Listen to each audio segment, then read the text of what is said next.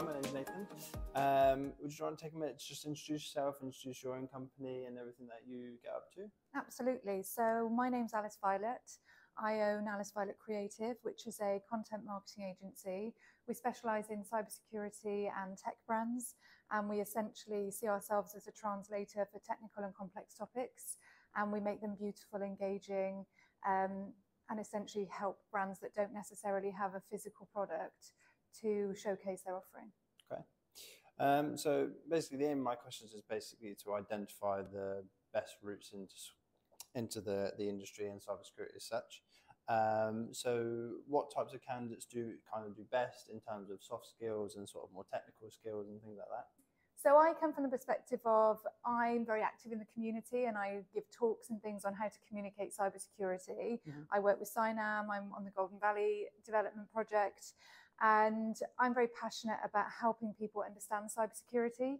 And I have a podcast called Cyber Made Human, and it's all about taking very complex topics such as quantum and explaining it in a way that's understandable, beautiful, engaging. And so the kind of people I'm hiring for my own business are people who are interested in cybersecurity and they want to help become that translator and that educator. So in terms of soft skills, I'm looking for someone who can communicate and is confident. But as a small business and as a startup, I'm looking for someone reliable and ambitious. Yeah. Recruitment is very hard as a small business and it takes a lot of time and effort to hire. And so when I'm investing in kit and training and time with people, I need them to be reliable. Yeah. In terms of the more technical skills, for me, it's things like we do podcast production, video, photography. We also do strategy. So depending on the level, sometimes I'm looking for people who can adapt and learn. Otherwise, I'm looking for people I can just send and do client work without too much guidance from me. Yeah. Okay, perfect. So in terms of sort of education experience, how do you how would you value between like certification and accreditations versus degree qualifications versus sort of experience, in various types of industries or the specific industry you're going into and things like that? I think that's such an important question. And I've been working with Cheltenham on some of the cyber skills initiatives that they've got and creating some content for that. And we had some talks by Rowan, who's an apprentice at EDF Energy working in nuclear cybersecurity. Okay. She was also on Cyber Made Human recently, and I've spoken to Claire Marchant, who's on an upcoming episode, who's the head of Gloucestershire University, who were in partnership with Cheltenham. And what we're hearing, and as an employer, what I know is that practical experience is so much more important than a degree. Yeah. And so apprenticeships are a really great route for that. So I actually did an apprenticeship myself about 10 years ago. I didn't go to university. Yeah. And at the time, I remember it seeming quite risky, but it means that by this point in my career, I've got my own business. I was a former director with a team of 5 people, yeah. And I'm still young.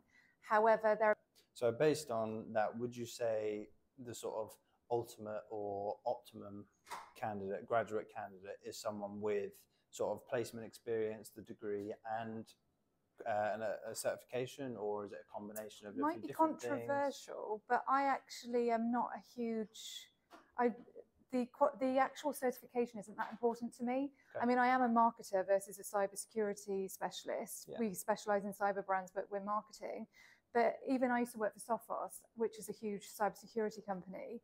And even then, a lot of the people that I worked with didn't have certifications because cybersecurity evolves and changes so rapidly, yeah. Similar to digital marketing. In the world that we're in, if you've spent 3 years studying cybersecurity, by the time you graduate, a lot of that information might be out of date. I think the world moves so much quicker now. And so doing an apprenticeship, or definitely need to do a placement or an internship, is way more valuable. So when I'm hiring personally, I'm not looking for a degree, I'm looking for practical experience and the kind of brain that's going to say, if I don't know the answer, I'll YouTube it or I'll learn it or I'll ask, not someone who needs a set, idea of exactly what I want from them. Yeah, perfect.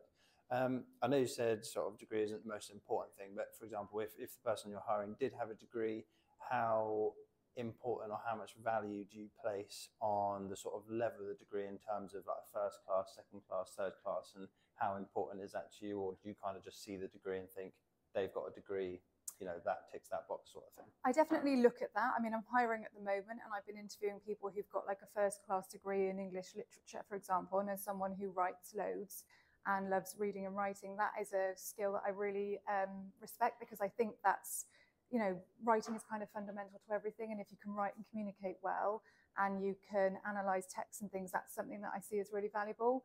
However, if you've done a graphic design degree or a marketing degree, they're a little bit subjective, and I feel like, yeah, not as much importance placed on the level of that. The fact you've done 3 years worth of study is still a good thing, but it wouldn't lean me towards a candidate or against it. I'd always lean towards someone who's got experience over a degree in that sense. Okay. And go still on the degree side of things, how important is sort of where you got the degree? Do you have, not preference, but sort of do you see as a degree from a certain university as more than another, or do you kind of just see them as degrees as a whole? I think Oxford University, so I actually lived in Oxford for about 8 years and I love Oxford, and places like that obviously have a huge amount of prestige, and I think if you had studied, I don't know, physics or maths or science or something like that at Oxford University, or even English literature, that would definitely be an incredibly impressive skill set that I'd want to add to my team, or even philosophy or something would be amazing. But as someone who didn't go to university myself, but who continues to study, I've studied art history as an adult. I read about 3 books a month. Yeah. For me, ongoing learning and an appetite for that is way more impressive to me than a degree from Oxford. Okay, perfect. Well, that was all the question I had for you. Thank you ever so much. I might be a controversial employer though, because I'm much more kind of experience focused.